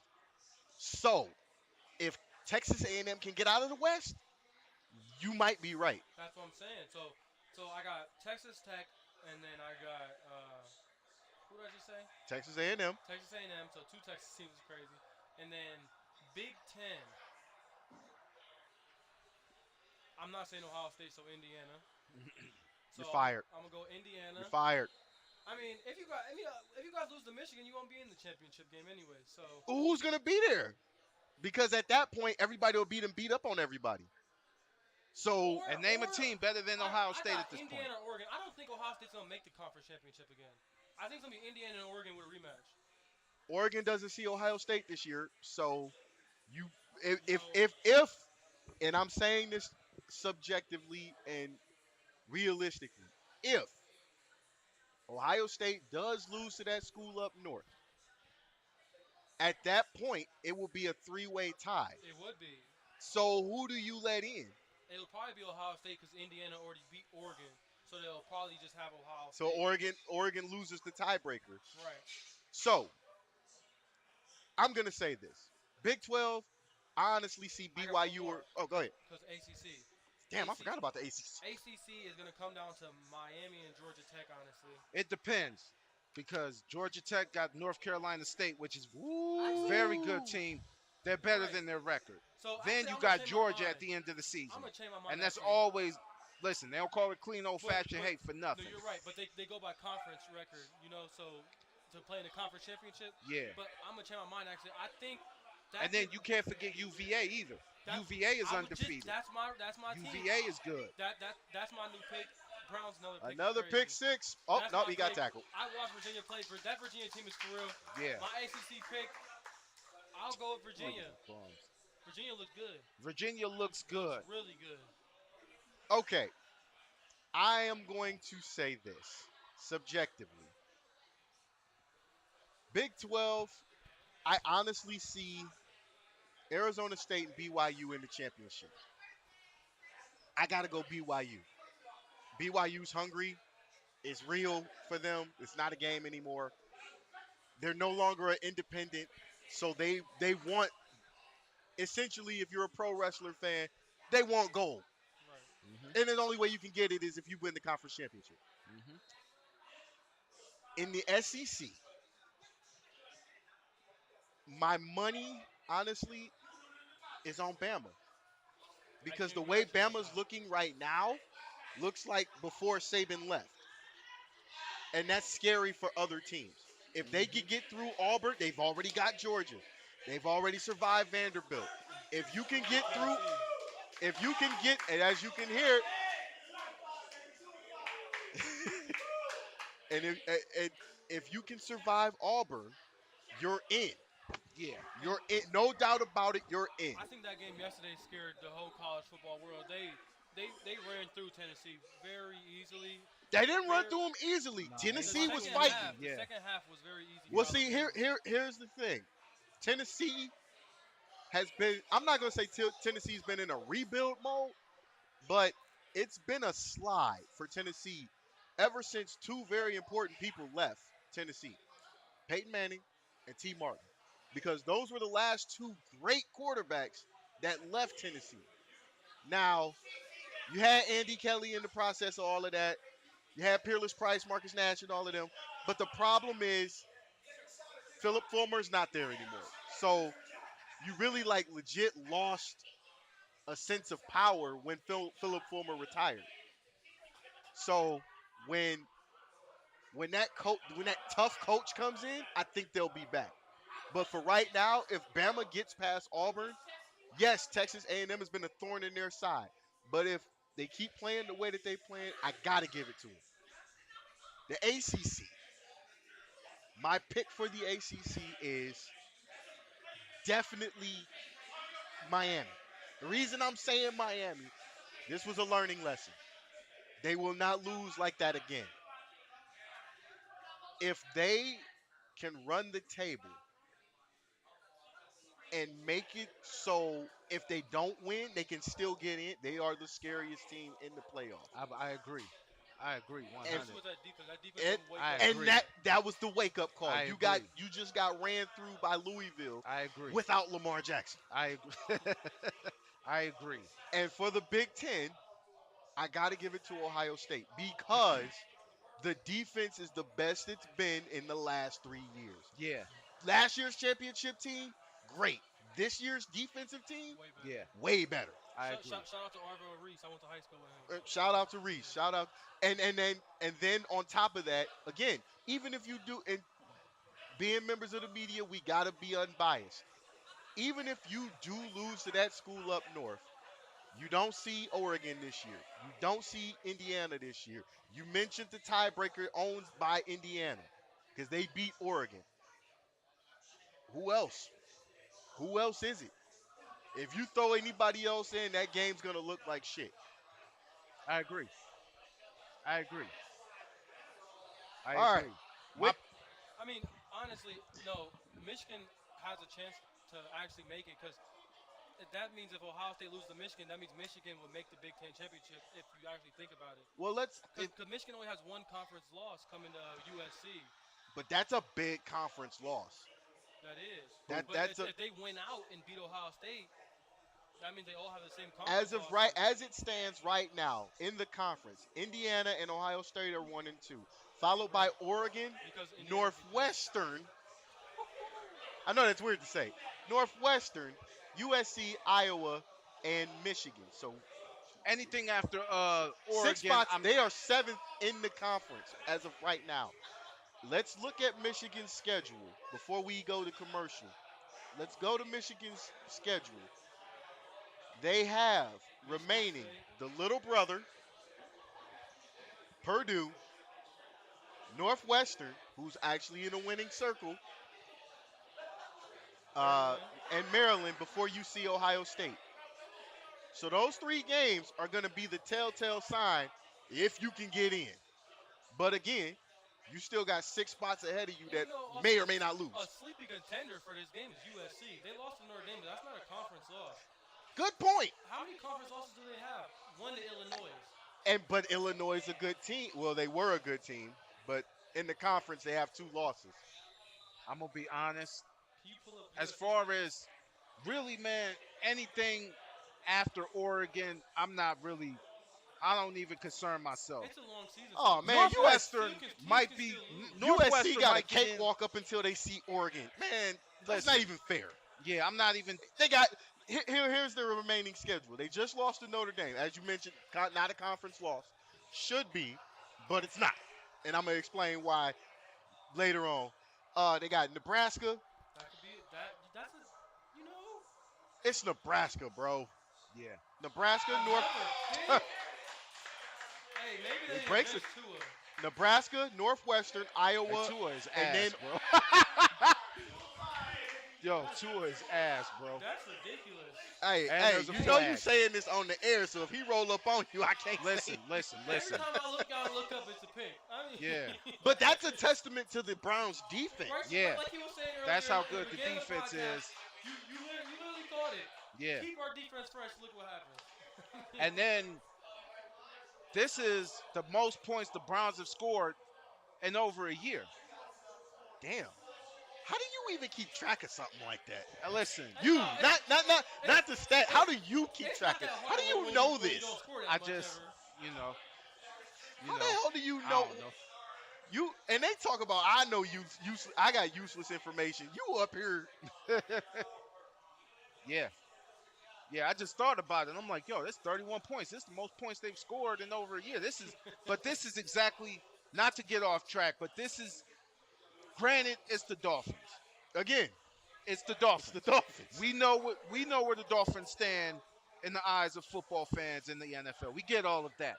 But this is the type of win that you need for your confidence going into the rest of the season. Are you going to get to the playoffs? More than likely, probably not. But Hey, stranger things have happened now. there you go. Stranger things have happened. There you go. Listen, it's still a lot of football to be played. I know I've seen teams start 0-4 somehow rattle off a crazy run. I saw a 7-9 team make the Super Bowl. Yeah. We can't forget Yeah. about even the latest example of a team starting bad and ending good. The Cincinnati Bengals last year, they didn't make the playoffs. They started off like 1-8 and ended off 8-8. Yeah. And they only didn't make the playoffs because another team around their conference won and then didn't Yeah. lose. So it happens, you know. And like you said, building even if we don't make the playoffs this year, it's a building block for next year. You know what I mean? Yeah. The Browns got a great defense. I would really hate for us to break this defense. I think you apart. need to build that offensive Hey, line. realistically, if you're gonna be honest, this is the NFL, so that's bound to happen. It's not that we want it to happen. Oh, It's yeah. just the nature of the beast. That's what I'm saying. We need to build this quicker, sooner rather than later, before our defense is not as good as, because we've been blessed with a great defense the last couple of years. You know what I mean? Like, and we gotta take advantage of it, and we're not. Usually they say defense wins championships. Well, offense is doing a whole bunch of losing right now for us. Yeah, I agree. You've been looking for a quarterback for 20 years, man. How do you strike out that many times? And then when you Yeah, have one, like, never mind. We're not No, even go gonna ahead. that. I want you to say it, because if you don't say it, I'ma say it. I have a question for you guys. Do you think it's more likely to get 20 quarterbacks wrong in a row or to find They didn't get 20 quarterbacks They wrong in a didn't. row. Let's start there. They Because did you're not. you're out of all three of us, you're the youngest. 100%? So, they had two. They had Tim Couch. Couch was not a bad quarterback. Couch was cursed to a bad team. Yep. We knew, and this is just off the whim. We knew No, I when they agree came with back you. in 99, the team was going to be bad. What we didn't know was that the front office was building shit. No, I agree. Even goes back to the Baker point, like I said earlier. No, Like Baker Mayfield. there were two before Baker. No, I know. I agree with you. I'm not saying, when I say the Browns strike out 20 for 20 like that, I'm not saying they haven't got talent. That's kind of impossible just to not get talent. You're going to professional athlete. I'm not saying that. I am saying, like, how do you continuously Because- not get the right guy for your system? Because how do you get the wrong guy because for the your town system? is cursed. You believe Cleveland that, is- or you believe the front office need changes? One, I do. I've been here long enough to see some bad Cavalier teams, Oh, hell some yeah. good Cavalier teams, but we couldn't get over the Reggie Miller and Michael Jordan hump. Yeah. I've seen some good and bad Indian/Guardian teams. So please don't tell me. Matter of fact, I saw a World Series Game 7 where all we have to do is It's ground the scoop damn and ball. throw. Ground the damn. Jose Mesa to this day Man, is an op to me. What are you talking and about? it's not You even talking his about fault. 1997? Yes. Oh. And it's not even his Versus fault. Miami? It wasn't his fault. Wasn't that versus the Marlins? Yeah. Yeah, but it wasn't his At the fault. time, they were the Florida Marlins. Oh, okay. Just Florida. Just Florida. They were Florida. just the Florida Marlins. They were never. They were in Miami, They were but it in was Miami, just but Florida. they were called the Florida When they Marlins. changed to Florida. When they actually Wait, put what's- base in Miami. Yeah. Yeah. Because at the time, remember, the Marlins wasn't that old. They were No. still young, and they got a World Series. Yeah. Yeah. So, yeah, I do believe Cleveland is a cursed sports city because, and I'm not Go ahead. blaming him. I'm not blaming him. But I will say he had a lot to do with it. Who? Art Modell. Because when Art and the Gateway Project came in, Art Rest in wanted, peace, Art Modell. Rest in peace. Rest in peace. I'm not bashing the dead. But when the Gateway Project kicked in, he did not want any part of it because he didn't think he was going to get the kickback he felt he deserved. Because remember, a year before, he broke the bank to sign somebody named Andre Rison, Yeah. which was, at the time, considered the world's worst signing. Yeah. So, yes. Before Deshaun Watson. Yeah, way before that. Way before Watson. So, yes, I do feel that Cleveland is a cursed city because what if we got the new stadium then? Do we leave? That's realistically that 2000 Ravens team is our Super Bowl team. And I've been saying that for a long time. We As far as know I'm- this. We got one Super Bowl. I don't count the 2013. But Cleveland has one Super Bowl. I don't care what nobody say. That's Cleveland's Super Bowl, damn it. Ray Lewis is a Brown. Ray to some Lewis people. is a Brown. I need our own. Ed We throw Reed is a parade. Brown. I need a parade in Cleveland. For We Super Bowl. I we need not one. gonna get it. We But- not gonna get it. Not one- I gotta. You don't think in your lifetime we're gonna win a I Super lost Bowl? my train of thought. In our lifetime, Yeah. Anything boy, can you happen. asking a lot. Anything can You don't happen. think so? Anything can happen, but you asking a But lot. the point I wanted to make was, me and my father talked about this a long time ago. The Cleveland Browns, to me, the Cavaliers weren't really as cursed. They just couldn't get past Jordan Right. and Miller. And That was just it. I'm not against. I'm not saying that they suck, but in the eyes of Bulls fans, in the eyes of Pistons fans, and in the eyes of the rest of the division being Yeah. the Was at the tough. time the Bucks and the Pacers, you stunk. Yeah. You had nobody that could guard Jordan on this team. Not for real. You had nobody that could guard Reggie Miller because obviously it's Reggie Miller. Reggie Miller gonna shoot the lights out. So yeah, we were cursed. Like we made the playoffs, but shit, we out in the first round because we going to Detroit. We going to Indiana. We going to Chicago. How can you compete with that? And remember, those 97, 98, 99 teams were in the midst of the second three-peat. Yeah. How can you compete with that? Yeah. So yeah, that was the curse for the Cavs Yeah. because you're not beating Jordan. That was still prime. I don't know how, but that was still prime Jordan because at that time he had already been 15, 16 years in. Came out in 84, right? Yeah. So yeah, he had already, I'll say 12, 13 years in. Bruh, come on, man, cut me something. And don't get me wrong, those Cavs teams were great.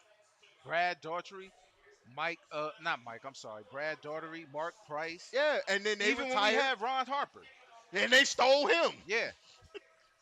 So yeah, Cleveland is cursed. Larry Nance Sr. I mean, listen, we We had some cursed. dogs. We are hurting, For We a had second, some I didn't think dogs. it was cursed until bruh. We Chad are Henne cursed. ran 18 yards for the first down. No, with the dude, Chiefs. we are cursed.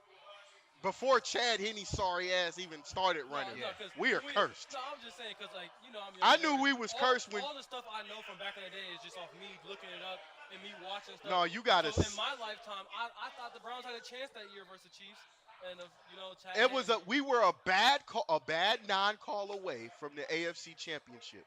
maybe a Super Bowl appearance. Maybe, but Maybe. it was a bad Maybe. non-call because it wasn't called a helmet to helmet to cause a fumble. If they make that call, who knows what happens? Because Cleveland was in position of marching back. But I because really believe Cleveland would have won that game. Patrick Mahomes is light skinned, No. Well, you light skinned. I wish I get the same treatment he gets. We gonna talk Cavs. Yeah, we gonna come back to another commercial, and then when we come back, we will talk some preseason Cavs talk. So stick with us. You are watching 4th and 15 here on the 216 Sports Network. I've been spending time in the dojo. Clocked I in. know last week you guys saw the post. A lot of you reached out to the inbox. We have an official date for the EFW Open House. We're going to do September 27th and 28th. It's still 2 days. Let me run down the rules one more time. Day one, we're taking in all beginners. I don't care where you think you're coming in. If you ever wanted to be a pro wrestler, referee, manager, timekeeper, bell ringer, I don't care what it is. Here's your opportunity to do so. 27th and 28th. We're going to give you 2 days. 2 days to show me what you got, right? At the end of the second day, one lucky person is going to earn 2 months free training here at EFW Dojo. That's to all new trainees. 0 experience, guys, okay? For my trained professional wrestlers, don't care if you're 6 months, 2 months, 3 months, 20 years, 30 years, 15 days. If you feel like you're a trained professional wrestler and you want to come in and work for EFW, here's your opportunity. Again, 2 days. First day, we're going to give you an evaluation. We're going to go through all the details and what we expect to see from you. Day 2, you're going to actually show me. 8-minute match. Show it. Show me what you're made of. At the end of day 2, one lucky person is going to get selected to be on EFW4 at Estherbrook November 1st in an actual match on the main card. That's what we got for you guys. It's an open house. Come show me what you're worth, guys. Come do it. Come train here, EFW Dojo. Until then, keep fighting.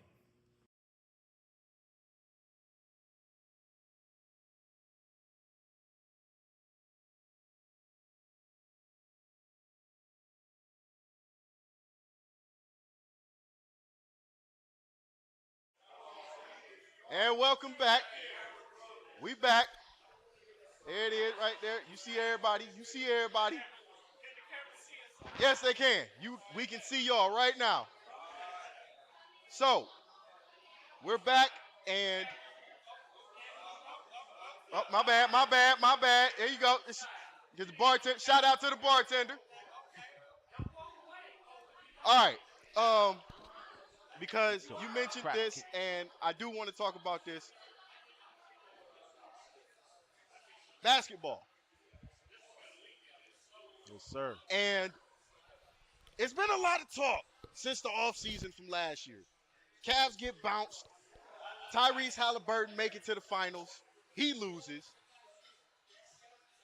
Are the Cavs a contender this year? They better, because the Cavs are not an attractive location for free agents, and we got a really good team assembled due to the draft. And when them dudes' contracts are up, don't expect these players to stay here. I disagree. I don't think it's an attractive place to stay. I do not think of Evan Mobley. If a bigger team is offering Evan Mobley a lot of money, and when he's a free agent, I don't think that looks good for the Cavs.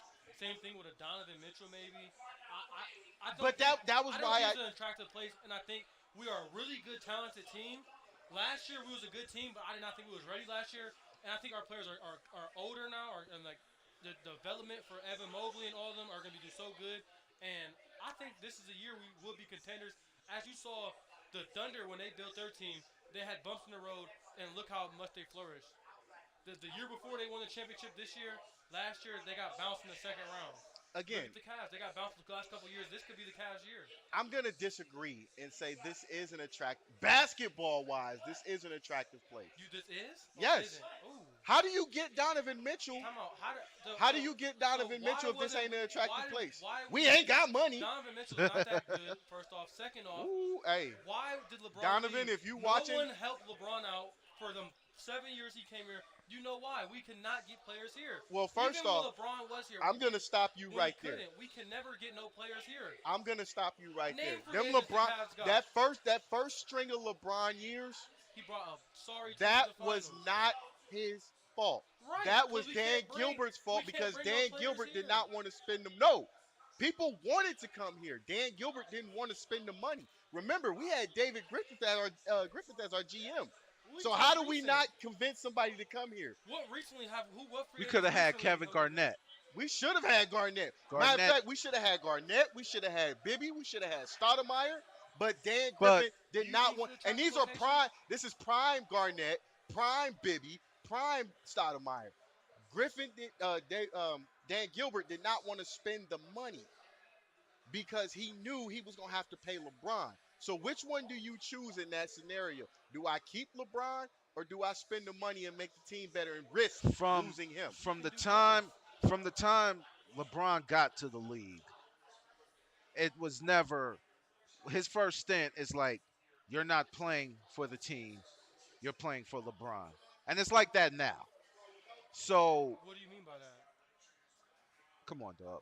You mean what do you mean by that? I'm confused. So LeBron plays for himself. He's a No. he's a pass first player. I'm confused. No. That's what I'm asking. What do you mean by that? What he means You is have to get on LeBron's program. exactly. LeBron is ball dominant. He is what Jordan. He's pass first. No, now yeah. Now, yeah. He been pass first whole career. Ooh. LeBron could average 40 a game if he wanted to. LeBron did. LeBron was the You leading can- LeBron scorer. did. You can ask any ESPN analyst, they'll tell you LeBron's a pass first player. How is he not a pass first player? Name anybody that he played with in that first stint that's still in That the league and first stint, somehow. when Larry Some way, some Hughes, shape, some form. Larry There's Hughes not even was people in the good. draft class Who no was more. matter of fact? Who was the second leading scorer when that first stint LeBron hit? There was no one on his Was team that Mo was Williams? good. Right. It Mo was Williams? Z. Oh yeah, Z. Right. Z was the only other All-Star that we had with LeBron So how Yeah. does LeBron average so much assists now? because the rest of our team stunk.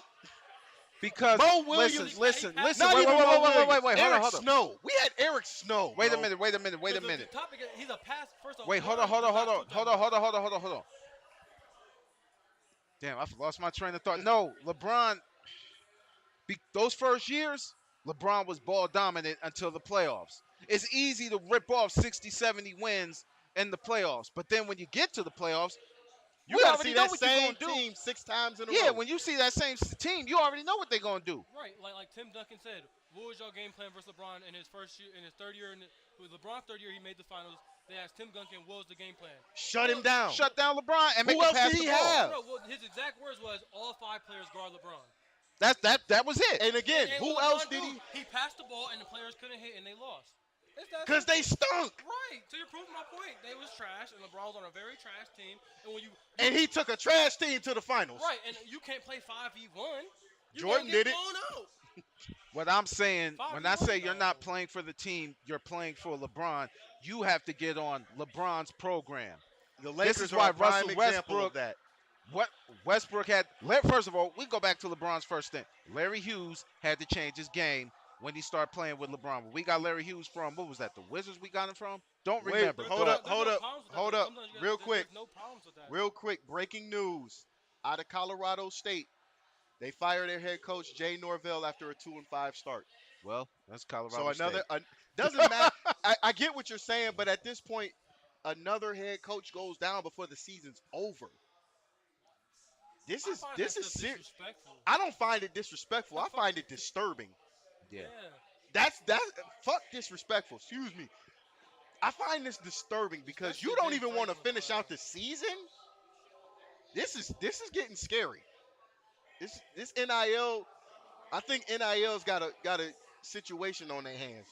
For real. Back what you was about LeBron. Yeah, go ahead. Like when Larry Hughes came over, he had to change his game up. When he got to Miami, I don't know. Miami was a little bit different. I would say, you had 3 ball dominant players there. yeah, you had even Isaiah Thomas when he came over in the trade from Boston. Isaiah Thomas was a player that was gonna give you 25, 30 points a game. Now, granted, he was coming off that hip injury, and he had to, there were some things to alter in his game, but ultimately he had to change his game to fit the mold of LeBron. Do you think that's a bad thing? Yeah, sometimes. Sometimes it can Sometimes, be. yes. I don't think that's a bad thing because if you look at any player that's a role player, not a star player, we're talking about role players.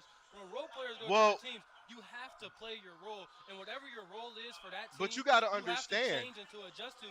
And if you're a role player, if you're a superstar and you're a team, like for example, if you're Russell Westbrook, how can you play with Steph Curry? You have to change his ways of playing. Same thing when James Harden, Kevin Durant, and Kyrie Irving all went to Brooklyn. James Harden couldn't do them step back threes. He had to turn to a passing player because you have to change to make a team good sometimes, you know. And unfortunately, playing with LeBron as a role player, you have. But again, I see your point. I see his point, but I see your I point. also feel like And I it could understand. it could be a very bad thing for With certain Larry- role players that doesn't fit LeBron. You're right. It could be a good thing and a very bad thing.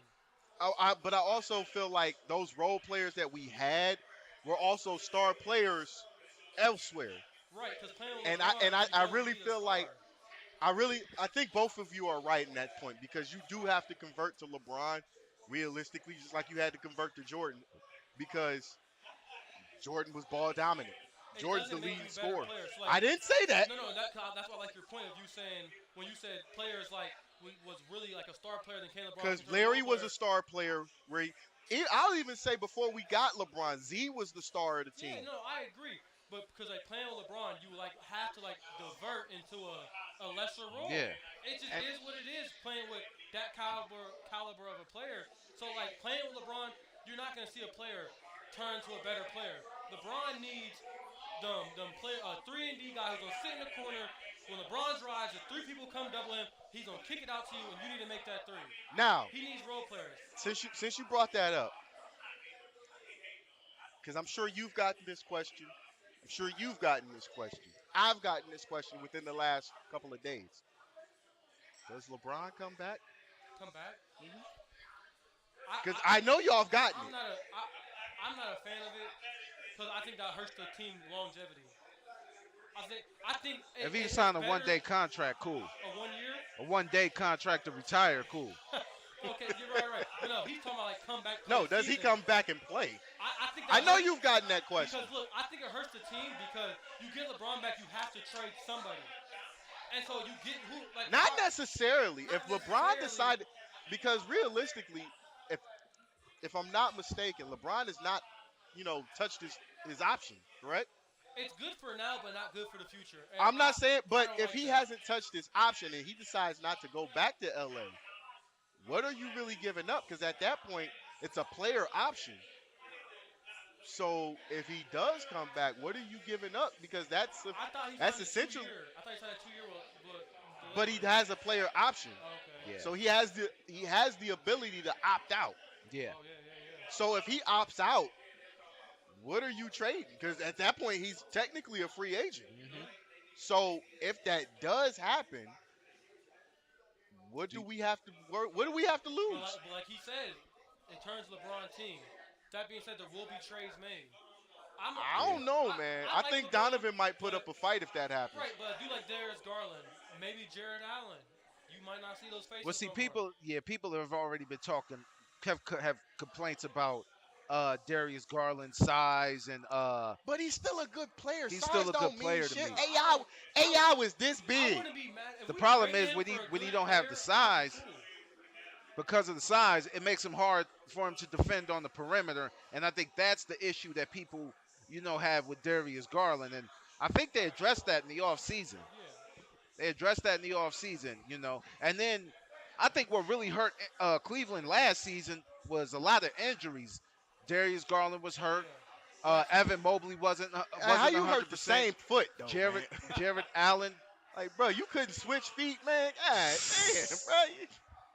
No, I don't mind getting rid of Jared Allen only because he in the playoffs time when we played Indiana last year in the playoffs.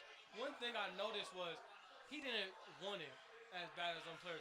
The reason why the Indiana Pacers made the finals was off of grit and want. That Yeah. was not the best team in the East. They were not. You They are were not. absolutely The right. best- They that weren't. was if you watch them play, them dudes was rushing for every. There was 4 dudes on the ball and that ball was trying to about to go out of bounds. That wasn't even no skill. That was a team that was- had a will and a want to win. Yeah. And And- I think Jared Allen's too lackadaisical, and he don't. you have to get your players in the playoffs, not the regular season. You can win all the games in the regular season, but can you get your players to play hard in the playoffs? Can you do that? And I don't know if you can get Jared Allen to do that. That will be the question going into the season Wednesday night when the Cavs play the Knicks. So we will see. But the thing is, you see that in the regular season, Jared Allen plays good. But then you see in the postseason, you'll see a dude. You see like Pascal Siakam, the Nate Smith for Indiana, just jumping up, getting rebounds, out hustling. That's a big thing in the playoffs for me. It's about the playoffs and are you gonna out hustle the other team? That's the biggest thing in basketball. You know what? Realistically, I think the biggest thing he's biggest thing for the Cavaliers is can they stay healthy, Yeah. That especially too. down the But stretch. I gotta agree with Jacob because like this era of basketball isn't the era you and I grew up on. Yeah, It's not we gotta beat the Bulls. It's who wanted more. yeah. Like for real, who wants Yeah. it more? Everyone is so skilled, is so evenly skilled. And that's the crazy part. We didn't see that. You maybe had one All-Star, maybe two, on each team back then. not even the role players are doing Now, crazy damn near a things. whole squad is an All-Star. Right. So So it's about who That's- wants it more. I think that's going to be the biggest question and I going have a in. question for you. What's up? Because you said about staying healthy. I agree. Do you think the NBA should lower back-to-back games or should lower the amount of 82 games down to 72? That'll never happen. That's probably not gonna happen. I'm not You saying will it'll happen. never I'm just see a saying, 72-game I- season. No, I agree. I'm just saying, in your opinion, what can you fix about the injuries? Because you see a lot of gossip about injuries because people say it's because of back-to-back games, too long of a season. What do you think it is? I don't think there's enough rest in the NHL offseason, to plays be honest 84 with you. games. Okay. I don't think there's enough rest in the offseason. I think players are going from once the regular season's over, you're still playing basketball. You're still your body doesn't get that time to, Yeah, you back to in ba- properly You don't rest. think it's an 82-game problem or a No, back-to-back you're back. problem? Like I don't think it's a realistically, back-to-back problem. Your I don't think season so. ends in June. You're Yeah. back in Vegas in August. That's Yeah. not enough time. Yeah, especially for the younger these first and second No, year it's for players. the older guys. Yeah, Oh, damn. But we seeing some hit. The Browns defense is smacking today. but yeah, the But it's the Dolphins. yeah. Now, I think that's the main problem. I don't think it's the back to back. I think players, because they're playing so much basketball in the off season, your body's not. What's the word I'm looking for? Your body doesn't have that time to properly rest and to properly heal up. Well, yeah, that's true. You got to look at the point. Like, the season starts in October. Yep. And then it ends in June if you can make it that far. Yeah. So you have July, August, September. October, you That's back not at enough. it. Yeah. You don't have enough time. So the only way to fix that is if you shorten the season, kind of. Yeah. But that'll never But happen. that's probably not going. You'll never yeah. see a So 72-game do you season. think it would be okay to shorten? Would you be okay with shortening the season a little bit? I wouldn't mind them shortening the season. If you shorten it by 5, maybe. yeah. But you're saying 72? That's 10. Yeah. Nah. 5 games. That's what. Nah. 82 Because minus 5. now every team is losing 5 home dates. Yeah. That's going to be a problem. And you lose 5 home dates and you still got to pay these star players? Yeah, no. Yeah, that's probably. I love Donovan, but if you got to Yeah. pay Donovan all that money and you shorten the season, how are you making that money And back? People's biggest problems about shortening this, why they want people to shorten the season, is because at the end of the season, when a team like Cleveland, who has injury problems in recent history, and let's say hypothetically Cleveland has a number 1 seed locked down, we're not going to play our teams play our best players the last 10 games. We're already in the playoffs, so fans are mad at the NBA. Like, oh, I'm paying all these money. For It's no tickets, different and than I'm what we not do watching in Donovan. football. Yeah. No, We I made the agree. playoffs. We I sit in the agree. last 2-3 games. Yeah. I'm just asking If you questions. know, if you No, make the, I get what you're saying, I but understand. I at agree. the same time, like, players are mad at the NFL for giving another game. Oh, yeah, Now, I keep saw this that. in mind. I grew up, my professional career, I grew up in the arena, circuit. So indoor football was what I knew. I remember them going from a 16 to an 18 game schedule, and people were hot. They were hot. Players were hot because, dude, y'all don't realize we got to rest too. What Cam say? AstroTurf ain't nothing but carpet. What's underneath that? Cement. yep. The wall is undefeated in arena football. I used to watch arena football and be like, these dudes are crazy. It's not that we crazy. It's we want to play, and they paying us pretty No, good. I thought it was crazy because you would catch a pass and then you would just fall over the wall. You wasn't falling over. You was either getting tossed over, pushed over, or your momentum is not stopping you in time. And Yeah. we got a final from downtown. The Browns get a commanding win, 31-6, over the Fish. Somebody might want to call it the Humane Society because some dolphins are an endangered species. But back to your question, you probably won't see a shortened season unless it's by 5 games. Because if that way you can actually load manage at that point without it costing you. If you shorten the season by 10 from 82 to 72, owners are going to have a problem with that because now you're missing at least 5 home dates. Not only are you missing 5 home dates, how do you deal with that load management? Because now all the team going to want to sit, especially if they're in the playoffs. And then who wants to end the season in like playoffs start in April, May, June, the finals. Nobody wants to see a shortened season. Your legit championship is done by Memorial Day. Dare I say? They're gonna have a problem with that one. Yeah, they're gonna have a problem with that one. Moving on. Last topic. It's called Hot Topic. I sent this to you. I didn't get a chance to send this to you, but we saw a couple of clips over the week where another podcast was stating their opinions about this era of football and how Dion probably wouldn't play or wouldn't be as effective. So I'm going to just play the clip and let it go from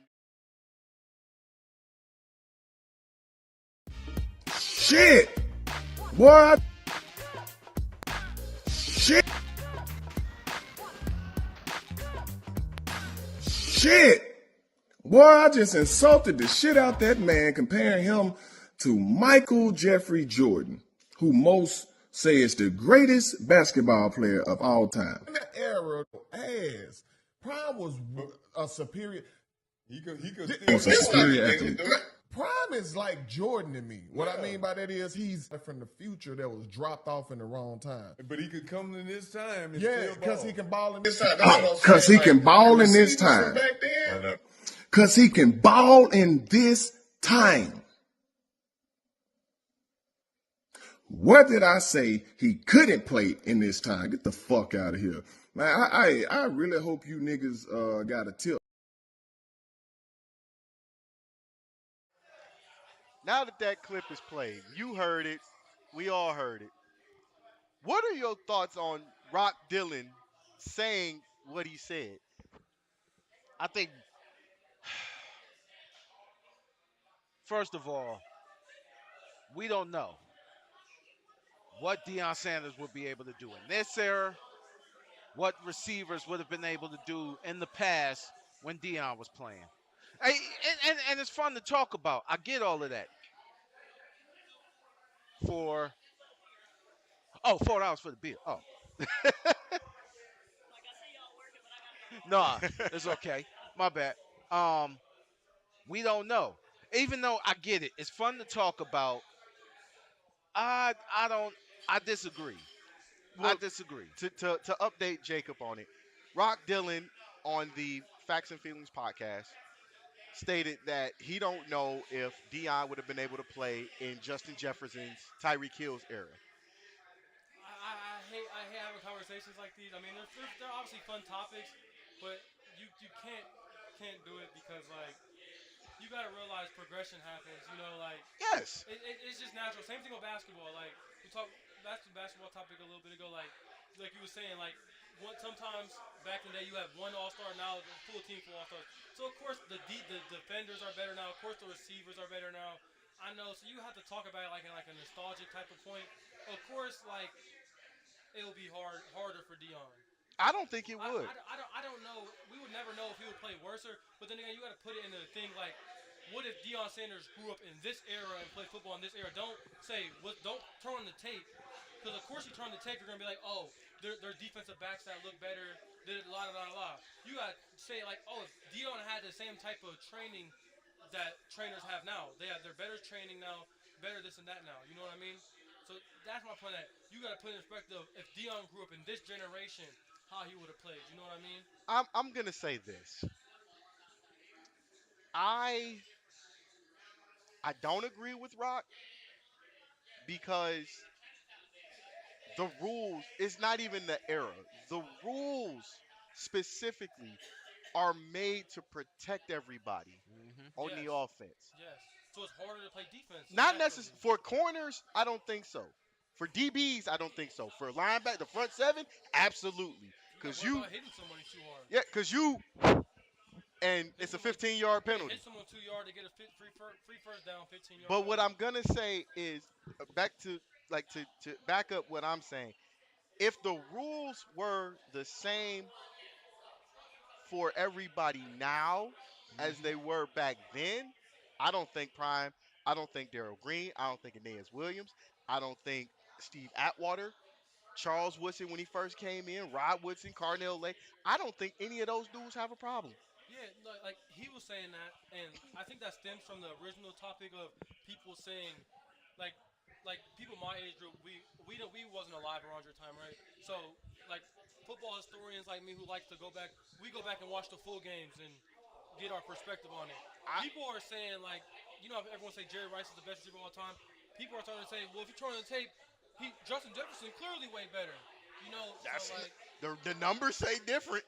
yeah, but numbers say everything, but the eye test is everything. But here's the thing. The eye test for Jerry, the eye test for Michael Irvin.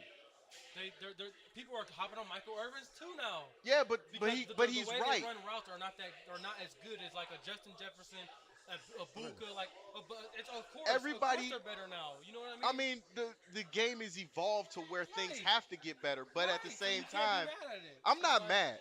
No, I'm A not. lot, No. but our cohorts in the mainstream were hot. Man, they was 38, 100 high. I don't think this should really be a topic because like we all agree on. Evolution happens, players get better just off naturally. That's why I think like if you put Deion Sanders in this generation, I think he would flourish because if in my He mindset, don't have nothing to worry about. right, because he getting the same trainers as everyone else, so he's able to learn as good as you guys. You know what I mean? So yeah, I don't think it will necessarily be a problem because if you're a hard worker and you put your life to something, I don't think you would have a problem necessarily fitting. I You know what I agree. mean? Because if you put Deion Sanders in today's football, he's going to find the best trainers. He's going to work as hard as he did back then, and then he's going to be just as fine. You know what I mean? But see, there's also with the advancements in medical technology because and the food, the pills and stuff people take. because you got to the remember too, enhancements, the advancements in medical technology have evolved as well. Because back then, the worst injury you took was a torn ACL. Now you suffering Achilles, sometimes a torn calf. So the injuries, everything is different now. But I'm just gonna stick by. I'm not gonna say Rock's wrong. I'm gonna say, can we actually simulate it? Because looking at the way the rules were back then, I'll even go back as far as Jack Tatum. Jack Tatum was a murderer on the field. And I'm not saying that because he really was. But when Jack Tatum hit you, you felt like a part of you was missing. Right, and another point. So my challenge would be, can we find a way to simulate what Tyreek, what Justin, what Cooper and them would look like against the OGs? And this is why I think he would be perfectly fine, actually, because opposed to basketball. If you look at the '60s playing basketball compared now, like they dribble like this, all types of, it's way better. Football, the evolution is better, but it's not that far off. It's not. It's not that far off. It's really not. It's really not. Because if you put the best team in the NFL now to play the 85 Bears, and you let them play the 85 Bears rules of football, they're getting smashed. I don't know. Smashed. I don't. They're getting smashed. I'm not gonna say that First off, because half the NFL teams now would quit. They would quit on the field if they took a hit like that. And the ref looked at you and said, "No, that's not a foul. That's not a penalty." I'd like to see the Eagles' offense with Jalen and Saquon go up because that's an interesting point. That is a very interesting point. But the 85 rules though. 85 rule. Saquon is an 85 player. He is. No. Actually, think about like the Chiefs. Do the Chiefs in the 85? I think the Chiefs get destroyed.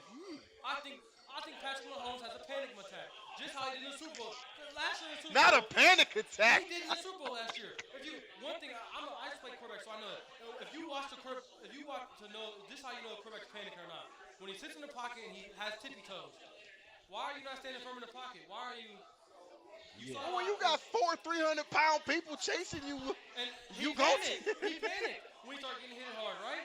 But now if you hit him too hard, it's a penalty, 15-yard penalty. You know, back then he gets hit that hard, he gonna look at the ref. They're gonna look at you like It's legal. get up, play football. He's gonna have a panic. The first hit where he gets grabbed by his jersey and slung to the ground, and there's no penalty, he gonna look up and distraught and not know what to do.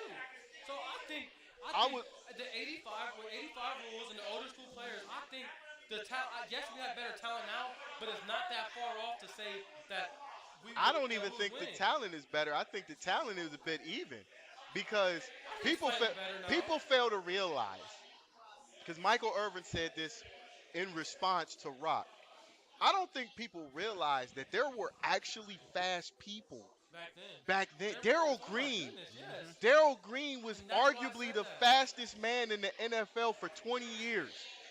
At Dion 40 was a years close old, second. he was running a And I'm 4.3. and I'm not saying that Dion wasn't fast, but compared to Darryl Green was hawking down Tony Dorsett. And Tony Dorsett at the time was the fastest running back in the NFL. So imagine if we have a prime Darryl Green going up against a prime Tyreek Hill. How does that horse race look? I want to see, can we find somebody out there that can help us simulate these matchups? Madden. But nah, I mean, you really can never. But like, I think, in my opinion, I think it's based upon rules. You get like the 85 Bears play the best team now, and the best team, and these rules, we're gonna win because half the team's ejected by the first half. But if you give the 85 rules, Let's make some neutral rules. And what I mean by neutral, we'll keep the hard hits. okay, so We'll no more lower 15 them. We'll go into options, and we'll go to settings, and we'll lower the personal foul penalties by 2. What about targeting? Targeting's a big thing. This shouldn't even be a rule. That should not be a rule at all. No, bro. Okay, to be fair, There should I'm be gonna one quote rule, intentionally targeting. intentional targeting. But That's what it non-intentional should be. not be. If 'Cause you're I going out there agree- going like this, that's a problem. Because I agree with Ray Lewis on this one. You can't change momentum. Man, you see it so many times in the college football world. A player will get thrown a terrible ball. He will catch the ball and then get hit. What is the defender supposed to do? Am I supposed to let him catch the ball? No. So what am I supposed to do? You can't change momentum. And I've told people this. Like, you can't stop a car going 90 miles an hour straight into a brick wall. You can't stop it from hitting that wall. Like you said, why do you think train tracks has the thing? Because they want you to stop before you get there. Because that train gonna take a mile to stop. Right, like you said, trains take a mile to stop. You can't stop something moving so fast in an instant. You just can't. So if anybody's out there watching, help us simulate this. And if you got a good simulation, send it to us on Facebook or email us or hit us up on Facebook, Instagram, Twitter. We'll help you get this on. If y'all can help us out there simulate what the OGs would look like against the young guys right now, I want to see what this look like. Because and again, this is Rock's thoughts, so I'm not going to take nothing away from that. But if we can simulate this to see what it really looked like, I'm all for it. I'm here for it. And on that note, that's going to conclude this episode. We'd like to thank the Golden Tavern for having us here. Appreciate them all so much. Good food, good beer. If you got somewhere to be or if you want somewhere to be, come down here, Golden Tavern on East 222nd in Euclid, Ohio. This is where we going to be because, matter of fact, Wednesday, the NBA season starts. We will be in attendance here at the Golden Tavern, Cavs versus Knicks. So if y'all here or if y'all want to be here, stop by, shout us out, come sit with us real quick. Can I ask both of y'all one more last thing? Go ahead. college football national championship predictions. I just want to hear you guys' predictions. Just call it now. Bold call. Bold prediction. Bold prediction. Too early to tell right now. It is. I'll get back with you next week. Yeah, that's too early to tell right now. It really is. We only Too early to halfway. tell. We only halfway through. Still a lot of football left to be played. Got A about whole another lot. 2.5 months. So, yeah, we're gonna hold off on that. Matter of fact, we're gonna hold off on that till November 9th. We got a show with Mike Waxman from College Football Focus, and we're gonna talk about the first rankings of the college football playoff, because then we'll have a better idea of what the playoff is gonna look like. So, for those of y'all that's watching, stick with us on that November 9th episode. We will be talking with Mike Waxman from College Football Focus. So shout out to Mike. But Look out for Building the Cobras.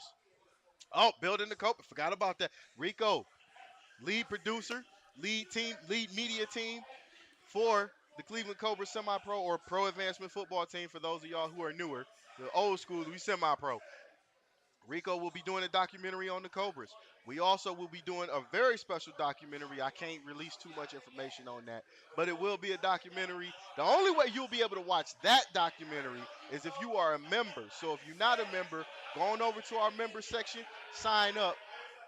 You can be an OG, you can be a fan, you can be whatever you want to be, but just sign up, because that's the only way you're going to be able to watch that documentary.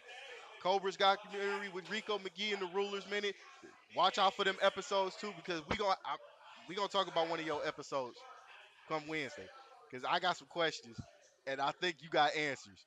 And then our newest member to the family, Jacob, he will be with us from here on out, so be on the lookout for him as well. Browns win. It's gonna be a happy Monday. Finally, because 2 weeks ago I woke up Sunday morning. Had a horrible Sunday morning. Never will I ever wake up 9 a.m. for Browns ever again. Word. On Sunday. Word. Never. Hey, look, I got nothing on that one. I got nothing on that. But Wednesday, we will be back in attendance. Cavs versus Knicks, opening game of the NBA season. So, for Rico, for Jacob, I'm Mel. We'll see y'all later. Peace. Shit! Boy, I just insulted the shit out that man comparing him to Michael Jeffrey Jordan, who most say is the greatest basketball player of all time.